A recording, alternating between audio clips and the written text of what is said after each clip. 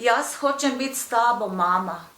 Ves dan bom s tabo, tam, na vročem soncu. Gledala bom, kako boš obračala snope in se kregala z očetom, samo da bi te videla. Nič ni rekla.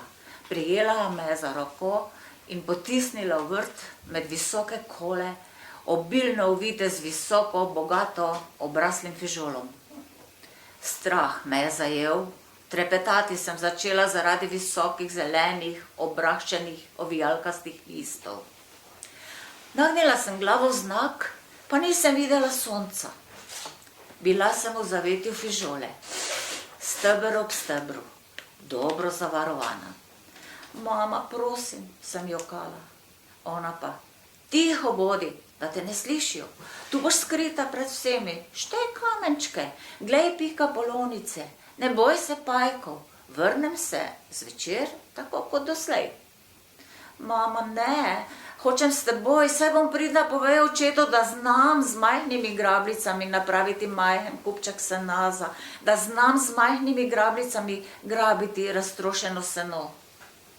A ostala sem med zelenimi fižolovimi koli, sedela na krilcu, se bala pajčevine, pika polonic. Pika polonic ni bilo nikjer, ni bilo trave, da bi si jo pripravila za solato. Pogled na dvorišče je bil preveč zastrt, pa vendar sem slišala struparki, ki sta narekovali druga drugi, naj da ena kuhat kuro, druga pa krompir z belo. Lačna, lačna, žejna, lačna, sem suhimi ustnicami v mislih govorila sama sebi, da me ne bi slišali. Posegla sem po strokih, širokih, rumenih, zrelih, jih odčepila in jedla surova zrnca.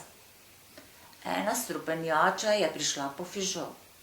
Kot ščurek na tleh sem se splazila na drug konec nasada in nehala dihati.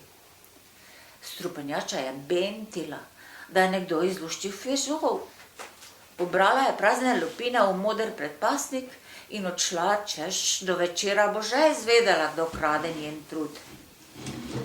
Zvečer, za visoko mizo dninarji in oče in strupenjači. Mama ob robu mize, skromno, si napolni krožnik. Stopila je proti moji večni pručki in ponudila mojim ustom fižolovo juho, ki je nekoliko dišala po svinjini. Struparka ji je iztrgala krožnik.